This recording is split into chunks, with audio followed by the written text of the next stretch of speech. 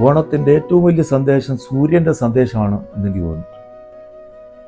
സൂര്യൻ എല്ലാവർക്കും ഒരുപോലെ വെളിച്ചം കൊടുക്കുന്നു, എല്ലാവർക്കും ഒരുപോലെ ജീവൻ കൊടുക്കുന്നു, എല്ലാവർക്കും ഒരുപോലെ വെള്ളം കൊടുക്കുന്നു. പാപിയെന്നില്ല, പുണ്യവാനെന്നില്ല. മലയിലെ പ്രസംഗത്തിൽ ക്രിസ്തു പറയുന്നത് ഇതാണ്: പുണ്യവാനെന്നില്ല, പാപിയെന്നില്ല, എല്ലാവർക്കും ഒരുപോലെ കൊടുക്കുന്നു. അതാണ് പ്രകൃതിയുടെ നീതി. ഈ നീതിശാസ്ത്രമാണ് മലയാള നാട് ഓണം എന്ന രീതിയിൽ ദൈവത്തിനെ പൂജിച്ച് കൊണ്ടുവരുന്നത്. ദൈവം എന്ന് പറയുന്നത് അവരുടെ സൂര്യനാണ്, വിഷ്ണു സൂര്യനാണ്. കാരണം ഋഗ്വേദത്തിൽ 3 അടി വെച്ച് ലോകമളക്കുന്ന വിഷ്ണു എന്ന് പറയുന്ന ഒരു വലിയ ബിംബമുണ്ട്. അതെന്താണെന്ന് നോക്കുമ്പോൾ പരമാകാശത്തിലും അന്തരീക്ഷത്തിലും ഭൂമിയിലും 3 തരത്തിൽ കാലങ്ങളെ വിന്യസിക്കുന്ന ഒരു ശക്തിയാണ് സൂര്യൻ്റെ ശക്തി.